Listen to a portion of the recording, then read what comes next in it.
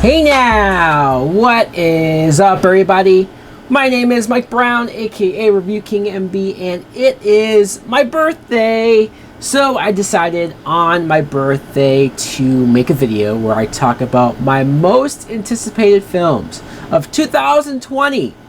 And this was actually an easy list to compile. 2020, just saying that out loud still sounds bizarre. You think about how many movies that I've watched growing up whenever they said the future, 2020 something, it's like it sounds like I'm in some alternate reality where I'm so far in the future that this shouldn't exist. Skynet should have happened, the apocalypse should have happened by now. I don't know, but we are approaching said year. So let's jump right into it. Coming in at number 10, Top Gun Maverick. I'm not somebody who grew up on the Top Gun first film. I watched it not too long ago and I enjoyed it for what it was. It is definitely 80s cheesy, just that level of what they were going for. But I'm more looking forward to what they're going to do in today's day and time with this movie, with the tone. Are they going to have it be cheesy? The trailer makes it seem like it's going to be more serious, more dark. Tom Cruise, obviously, even at his age, he is flying the plane himself, it looks like. He's going to do some crazy stunts. I'm looking forward to see how not only do they continue the story, but where they take this franchise going forward. Number 9, A Quiet Place 2. A Quiet Place 1 was something that I just never expected to enjoy as much as I did. I thought it was scary. I thought it was creepy. Those scenes with Emily Blunt hiding from those creatures, being pregnant, all those scenes got me. And John Krasinski, I'm very happy to see that he's coming back for this, directing wise, because it was his baby. It was his idea, or at least he brought this forward. And I don't know where they're going to do with the story. I think it's a good idea, though. The creatures, and you have to be quiet. It's obviously makes for some nice tension-filled scenes, and I think we're in store for a lot more of that. Number 8, The Eternals. And now, I know next to nothing about The Eternals. I'm not going to pretend and give you the Wikipedia history of all of these characters from Marvel. I heard that they were doing this, and I thought, okay, this is a risk. This is a chance. This could be bad. This could be a bomb. But I also thought that about Guardians of the Galaxy when that first got announced, and look at how big that was. Look at how popular those characters are. So under the right hands, Marvel seems like they know what they're doing, clearly, and the cast looks great. I think that we're going to get more cosmic, more out of spacey, so I want to see what that looks like, what kind of story will be told, how far forward in the Marvel universe will we go with this. I have so many questions, and so I'm hoping that it lives up on that level. Number 7, Birds of Prey. This could suck, I admit. Look, I've been defending DC movies for so long now. Even Suicide Squad I can be a defender of, even though there's plenty of problems with that movie, don't get me wrong. And this could be a train wreck. I'm hearing so much about reshoots, rewriting, and how it's a production mess right now, Birds of Prey. But I like this idea with these 3 characters, and I like how much Harley Quinn is involved with the movie. It seems like Margot Robbie's all over the posters and the commercials and whatnot. I want to see these DC characters treated right. I want to see more of the DC universe on screen, not just Batman and Superman, although I want those as well. But they have so much more to mine from, and I think this is a chance to show that they can do it. Number 6, Godzilla vs. Kong. I'm pretty sure this is still coming out in 2020, and I know the last Godzilla movie wasn't too hot, and I know people might not even have liked that first Godzilla film, but I liked Kong. I like the effects and how big and explosive these movies can be with the destruction and the mayhem.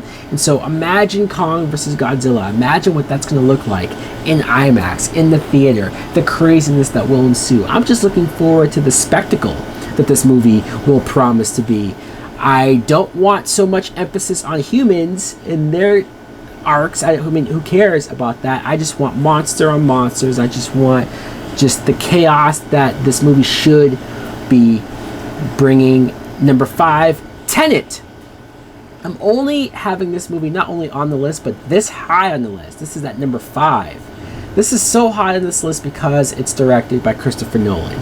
You can call me a fanboy, you can call me a shill of Chris Nolan all you want. I haven't watched a Christopher Nolan movie that I disliked. I haven't watched a movie of his that I was disappointed in.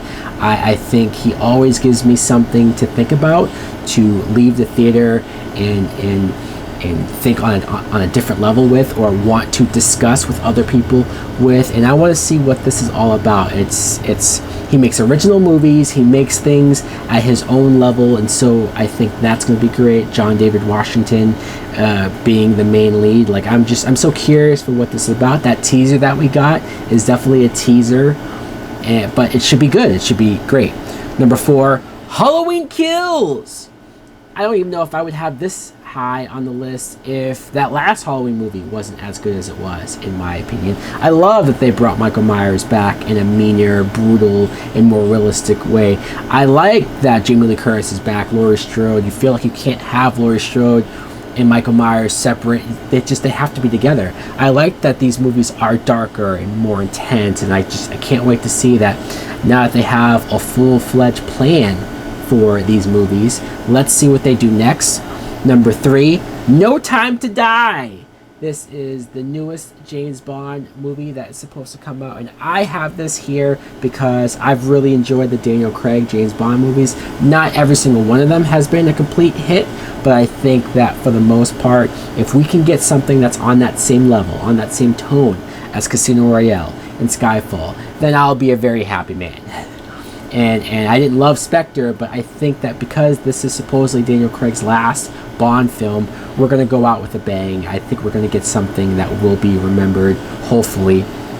Number 2, Black Widow. I am very much looking forward to Marvel testing the waters with doing prequel movies, or doing a character standalone. Here's some of their backstory. I've been waiting for Black Widow's backstory ever since we got glimpses of it in Age of Ultron.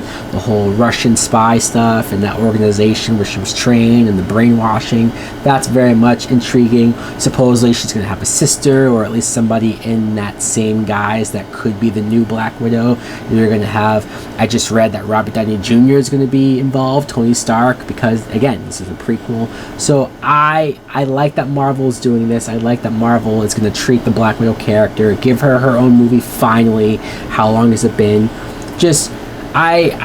And from what I hear, this is supposed to be more of a Jason Bourne like style, and that's something that I'm very much intrigued with. I can't wait to see some of the fighting and just what direction they take with that.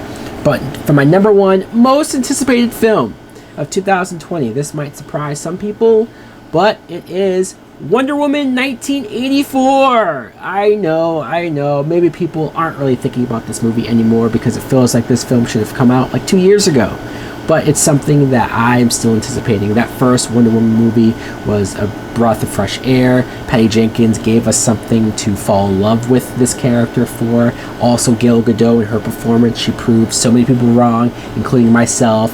Some people who doubted her, and if she had the chops to do it, she proved it here. I very much enjoyed her backstory, but I can't wait to see what we do moving forward. Even though it's a prequel, even though it takes place in the 80s, and they're going to have fun with that, the style, the music, and whatnot, I can't wait to see Cheetah as the villain. I can't wait to see what we set up as far as the world goes. I mean, I'm not expecting some huge, big cinematic universe. I just mean, are we going to set up a Wonder Woman 3? Are we going to set up maybe any other side characters that could come off from this Wonder Woman movie? Or is this going to be a standalone type film that tells her a specific story? And that would be great as well. I'm still waiting to see what this movie is going to look like. I'm still waiting for how the action's going to be.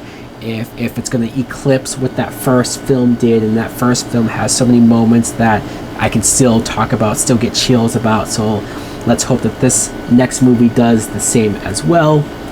Anyways, guys, let me know in the comments below, what do you think of not only my list and the movies that I decided to put on, but what are some of your most anticipated films of 2020. I know I have a lot of superhero films in there. I'm sure there'll be a lot more movies that I see trailers for, or that I'll hear about after the fact, and then I'll want to put them on the list, or then I'll get excited for. As of right now, though, you got some superhero, you got some horror, you got a random Christopher Nolan movie. Let's see how 2020 will be in film, Thanks for watching. Like, comment, subscribe. Later!